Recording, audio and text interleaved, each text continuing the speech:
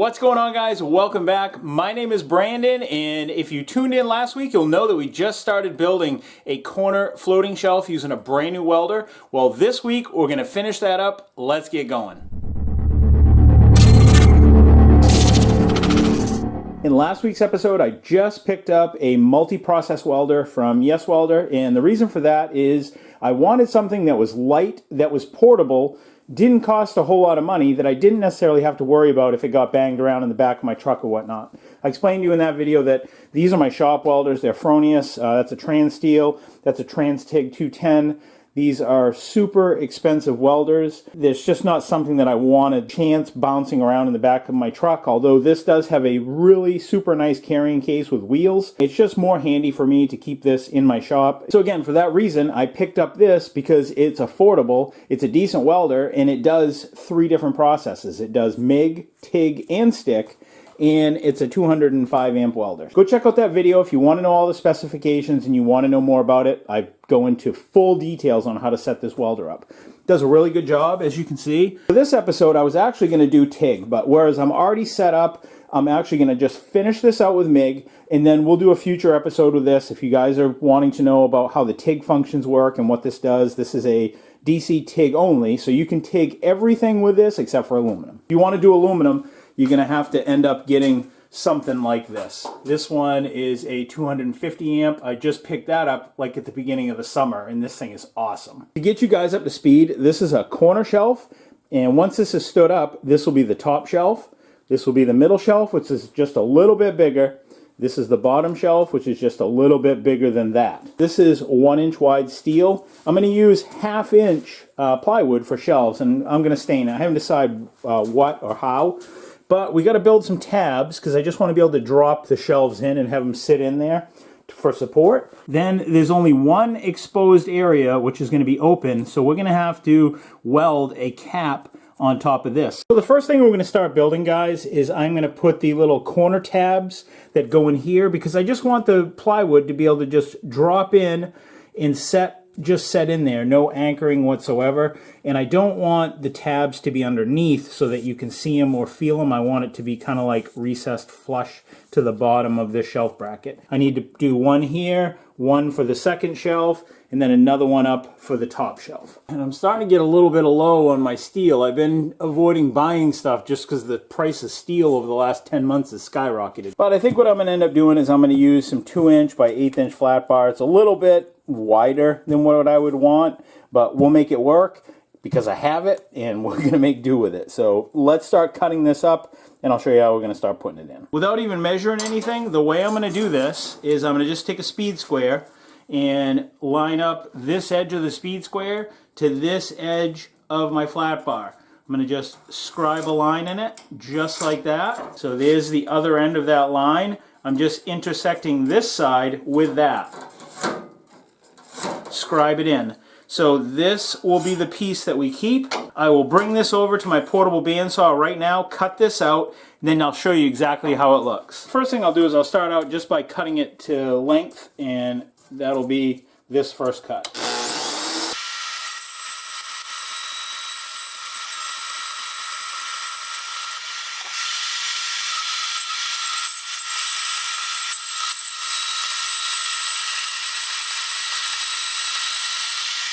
Now I'm going to cut off a little bit right here just to allow for the weld that's in the corner. And you'll see that once I bring this over and show you. And then the pieces that we cut off, which make another little triangle, can actually be used over again. So there's really very little waste, and that'll take care of this side. Now you can just take the one you just built, set it right on top, and trace it out.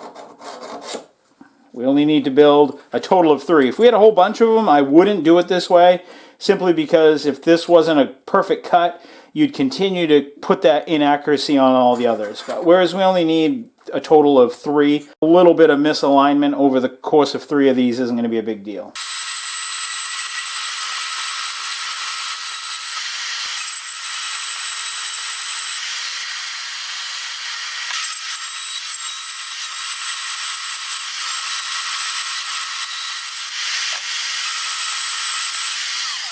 So I've got my 3 cut for here, and I just did the same thing, but they're just a little bit smaller. 6 of them for here, 1 in each corner, 1 there. But sometimes it's real difficult to clean up your weld once you've put something in the way. So you can see now it'd be real hard to grind this out. So what I'm going to do is I'm going to grab a wire wheel, clean this up, just these areas in the immediate area right now, so that I can get that all cleaned up. You see there's a little BB tack, a little BB spatter right there. That'll just make things a lot easier when it comes time to clean all of this up and get it ready for paint. And now you can see, guys, why I absolutely love this grinder rack. I would not change a thing after we welded those little hooks on the bottom and making that modification. If you guys want to see how I built this ultimate grinder rack, I will put a link up above. But you can literally, so I've got the camera in my right hand, and you can literally do this with one hand. Simple as that. That's why I love this rack. It's just super easy and super convenient. You can see how each one is set up with something different, so I don't have to keep tooling up. You know, you don't have to do this overnight, but you can build your collection up so that it makes your time in the workshop so much easier. And I've got 6. I think that's the ultimate number of grinders that you need if you're building stuff on a regular basis. Obviously, you can get by with 1, but as you progress and you do more and you start building stuff and selling stuff or whatever, this grinder rack is pretty much the bee's knees.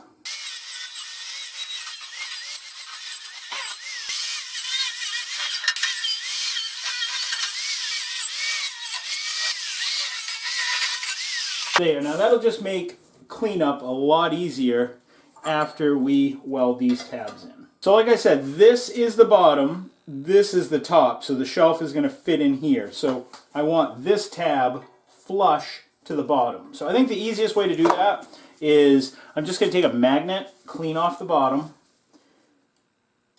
stick it on there, so that's nice and flat, then just run my plate up into it, done.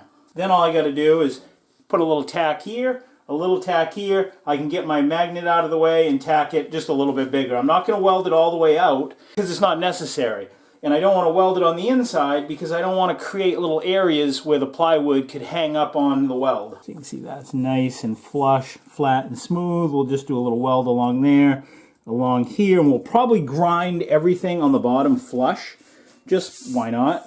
And you can see how that'll leave a nice smooth area on the inside for the plywood to set on. And we'll do the same thing on these corners as well. Because we haven't changed any of the settings on the welder from the last time we used it, the settings are going to be the same for 1/8 inch. So we're just going to start over, turn on our bottle, stand off to the side, open it slow.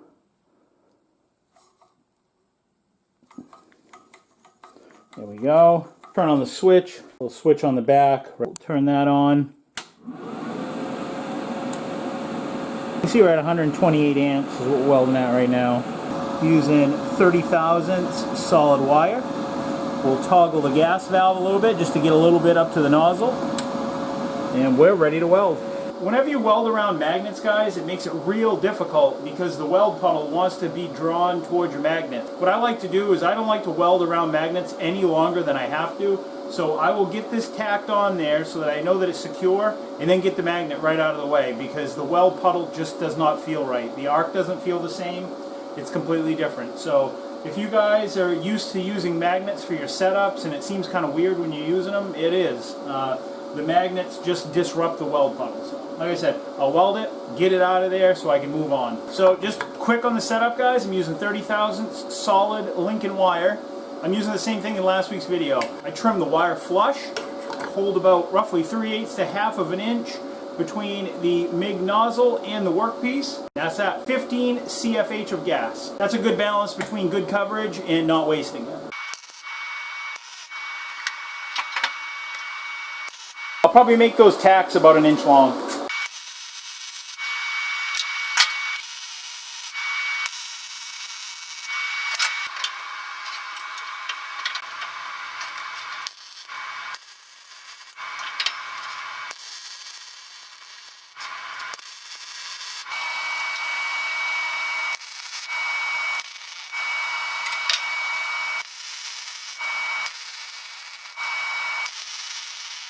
We got all three of those all tacked in now. Last week a viewer mentioned, they were asking, do I weld vertical up or vertical down when I do stuff, because they saw me kind of doing both. Well, so for aesthetic reasons, when I'm not doing anything that's structural, like it's more for visual, I have a tendency to do vertical down, simply because you're not fighting the forces of gravity. If I'm doing something that is going to require some strength or some holding, I go vertical up, because that's the way you're supposed to do it, and you get a little bit more penetration that way as well. So in short, I do what works best for the project that I'm doing, and if it's an aesthetic thing, then I do whatever I need to do to make it look aesthetically pleasing. If you were on a bend test or a structural job, you'd not want to go vertical down. One of the things that you need to pay attention to when you're working with metal is that you're comfortable. If you can make yourself comfortable, then chances are you're going to end up with a better product. And if you don't have to weld overhead or in uncomfortable positions, I recommend that you don't. For that reason, I'm going to move this into a more comfortable position for me.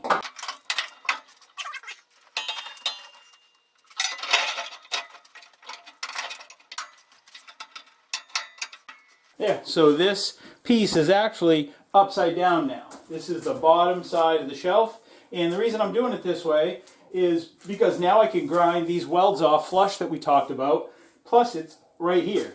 I don't have to bend down, I'm not welding in odd positions, it's in position and it's comfortable.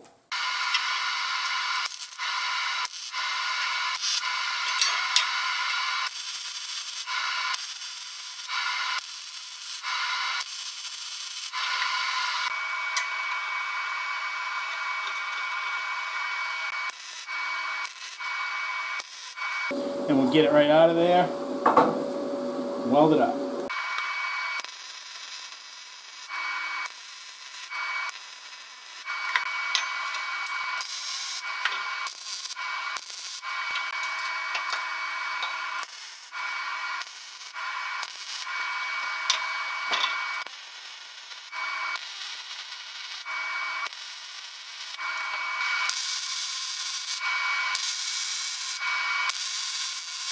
So I've only got two more to do on the bottom, but while I got it right here and all braced up, I'm going to grind my welds flush on the bottom just for aesthetic reasons, no other.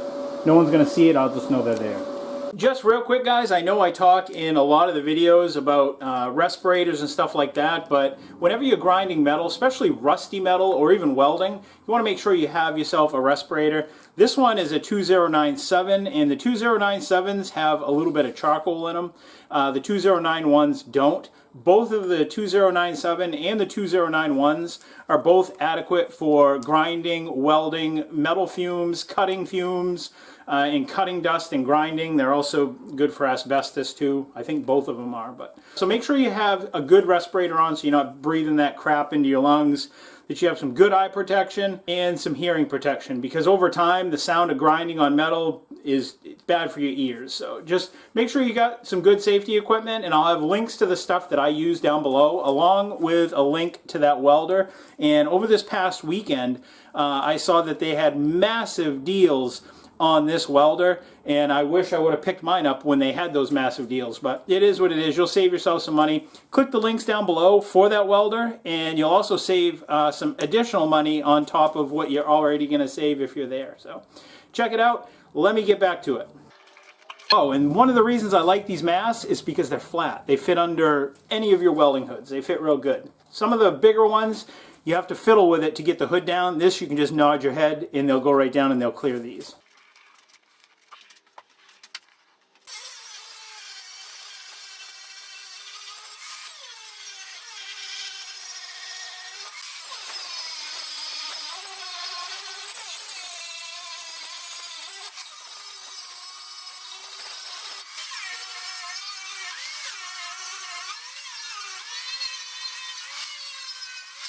And there we are. So I've got it all smoothed off and looking pretty decent. I've done everything underneath, and I've gone over it with a hard rock wheel, which is what you saw me using at first, which that is this. And then I just went over it lightly with a flap disc. I'm not going over it for a real good visual. I just wanted to smooth up the heavier grinding marks that the hard rock disc made. That looks pretty good. Now I'm just going to flip it over. We'll clean everything up, get it pretty much ready for where it's ready to paint, and once it's flipped over upside down, then we'll work on capping the top piece that's going to be open and exposed. I just wanted this nice and smooth because my grandson's young. I've got another one that's on the way, and you know, if you don't have any welds that are showing, then there's no possibility that they can get their fingers cut on it or whatever. So I will keep the welds on the top showing just because I do like the looks of the welds, but I'll just make sure that there's no wire sticking out of them or anything like that, and that they're nice and smooth. So now I have it flipped right side up. This is actually how it's going to sit in the corner, and you can see here I've got all the little brackets in. So now what I'm going to do is I'm going to go around, just because there's some little BBs here and there, is I'm just going to go around it with the wire brush wheel and just go over everything, get it nice and smooth, ready for paint, just to break up the monotony a little bit, and then I'll come back to welding this. So it's kind of nice for me. I just like to sometimes mix it up. Sometimes I try to stay on the right thing, but if I start losing interest in something that I'm doing, you can just move on to something else. That's the great thing about these DIY projects. And before this episode is out, guys, I will give you all the details of all the cut lengths to all of these pieces, so you can build this exact same thing the way you want. If you want it just like this, you'll know. If not, you can modify the design, but at least you'll know, the size of this, and you may decide you want to go bigger or smaller or whatever. But yeah. So let me get to going on grinding this down with that wire cut brush.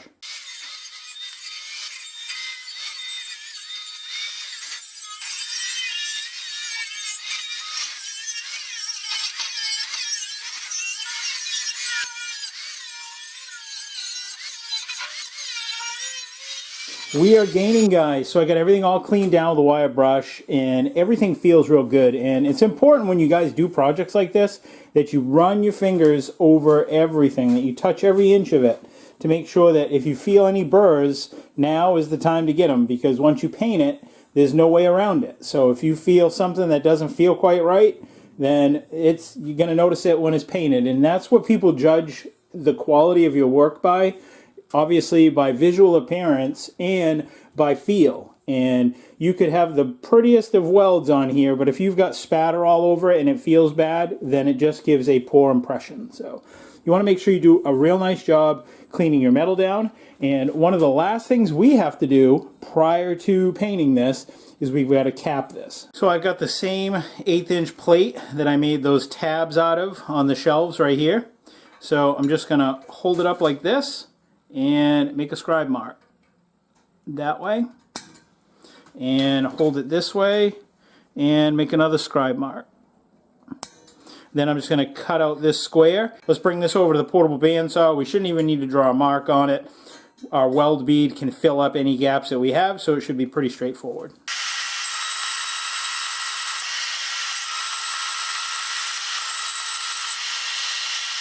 Clean the bottom of our magnet. Stick this bad boy on there, just like that. All I'm going to do is get a little bit of weld right on this, then get the magnet out of there, and we'll weld it all the way around, then ground it nice and smooth.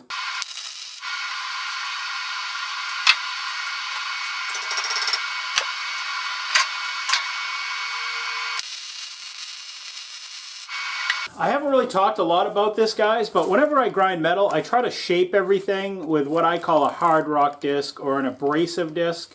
And so I start with this because it doesn't match any contours. The contour is the contour that I put on it. And then after I do that, then I switch over to a flap disc. And the flap disc kind of takes out the scratches from the hard rock or the abrasive disc, and it just kind of like blends everything a little bit better. So that's how I do it.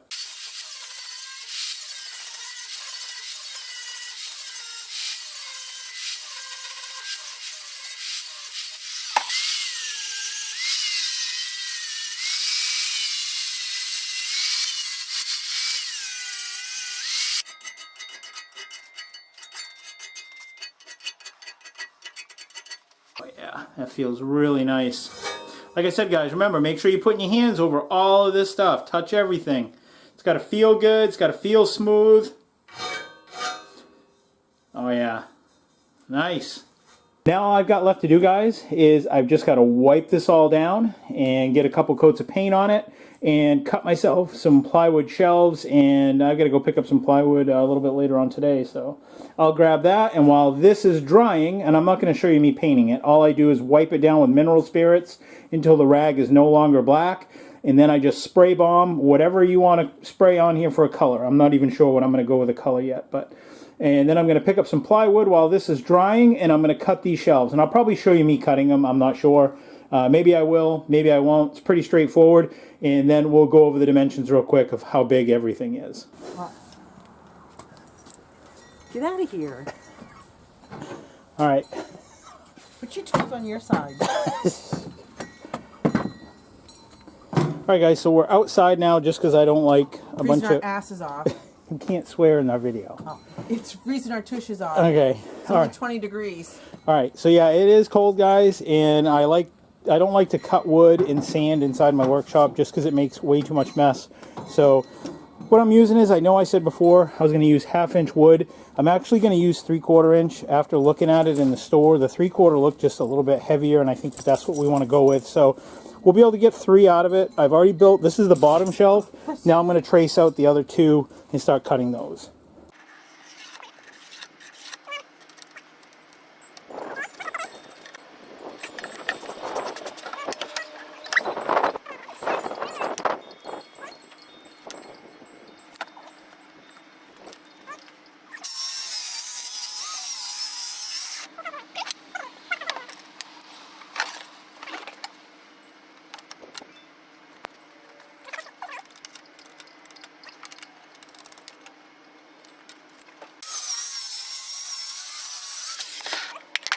So 16, what's it, 16 3/4? 16 3/4. Measure it that way. And then I'll measure 16 3/4 this way. Look at that. Okay, and then this is going to be the bottom of the shelf.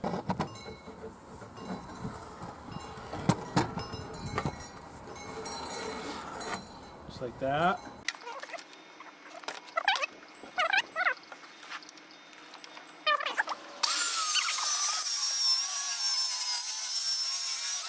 That's it. So what we'll do is I'll bring those in the shop, try them, and then if they're good, I'll bring them back out, we'll sand them real quick, and then we'll stain them. Those ended up fitting perfect, so now I'm just going to go sand it down real quick with 320 grit paper.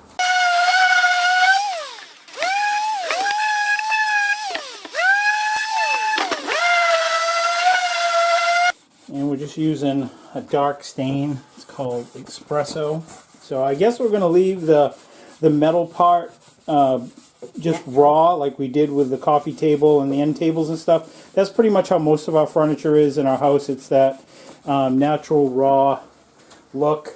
So what we'll end up doing is we'll just end up putting like a Minwax on this and just sealing the metal. So that'll match everything else in our house. And then we'll just throw a coat of poly on it after. To get you up to speed, obviously we finished staining these. It's the next day. The stain is dry. I've now put a coat of poly on it. While that's drying, I'll end up putting one more. And this is just nothing fancy. It's just what I had. I don't know. I must have picked it up for something. It's just a water-based urethane. Before I did anything to treat the metal, I wiped it all down using mineral spirits, and I kept wiping it until the rag was completely clean. No black was coming off it. You can see these are all the rags that I was using to do it. Wiping it all with paint thinner. And then once it's clean, this is what I put on it. Okay, I use this on bare metal. Again, I'll have links to this stuff down below. Now, this isn't necessarily made for metal, but this is what I use. And you'll get about 2 years out of this using it on the interior of your house. We have coffee tables and end tables that I've built. And I think I've got videos on that, guys, and I'll put a link up above if you want to check it out. I've got a pretty killer looking coffee table that I made. I just really like it. Anyways, but I use this and this lasts for about 2 years on the finish before you have to reapply it. I just take a small piece of paper towel like this. It's got some red overspray on it, but just take a small towel and then I just cut it up into small sizes, and this is just it creates like a hard shell finish is what it feels like. Then I wipe it on, and then I just take a heat gun and I just quickly go over it. It'll kind of take the finish and it'll just flatten it out, and then it hardens. And I put 2 coats on it. So I'm going to show you how I do this. Rub the rag in this. It's kind of like try to smear it in so it gets like in the pores of the rag, if that makes sense. You know, you can't put on too much. And then you just rub it into the metal like that. Just coat everything. Get it everywhere. You don't even have to make it look good. Just put it on there. Slap it on. Yeah. So once you get everything wiped down with this, you know, let it dry for about 20 minutes and then just buff it with a dry rag. And that's it, you're done. And like I said, this finish will be decent for about 2 years before you have to recoat it. And that's using it inside. Alright guys, and here it is. I am super happy how this came out, and it installed super easy. So all it is I've got 1 screw. I drilled 3 holes, but I didn't need to use 3. I've got one, actually, nope, it's not there. Let's see. It's underneath. You really can't see it. Right in there. So I've got 1 screw there. You could probably do pull-ups on this thing. It's plenty strong. And I've got another one right here. And because this is a corner, it's automatically going to have all kinds of meat and material in there to anchor into. Somebody asked, well, how does it fit in the corners? Because obviously I pre-made this. So I made the shelf at a perfect 90 degree, but yeah, it fits perfect. You can see it's super tight there, super tight there. No home is going to have a true 90 degree corner. Looks like a little bit, I can fit about a fingernail in between that. And same thing here, I can fit about a fingernail in between that. But, you know, I mean, if you're concerned with gaps, you can see that there's a margin all the way around that as well. So not a big deal. No issues whatsoever. Like I said, a brand new house isn't going to even have perfectly 90 degree corners. It'll be, you know, 89 and some change or 90 and some change, but very seldom will they ever be perfect. And for the shelves, they're just free floating. They just set in there like that. If you wanted, you could actually probably put a screw hole in that and screw the shelf down, or you could even use some like 2-sided tape, but we didn't really find it necessary to do that because it's not going to go anywhere. And all his books and his puzzles and stuff like that can be on there. I think my wife is going to buy like a basket so his toys can go there, and then his books can be organized. Then he can put some stuff up here, and he's got more books and all kinds of cool stuff. Overall, off the floor, this is 52 inches. And I'm just going to give you the lengths of the sides so that you know what they are. So this one is 17.5. If you cut this top one to 17.5, that's what that is. So you'll need measurements times 2. So you'd have to do 17.5, 17.5. The next shelf down is 20.5, and then the one below that is 23.5. And if you want to try to figure out what you're going to need for lengths, because I don't even know this length, it just worked out to be what it is, but I'll give you the length. That way you can order the materials accordingly. So the top shelf works out to be about 28.5 long. The second shelf is about 33. And the bottom shelf is about 37. So that'll give you all the material lengths that you need. Again, this is 1x1 12 gauge tube. You could actually do a little bit less.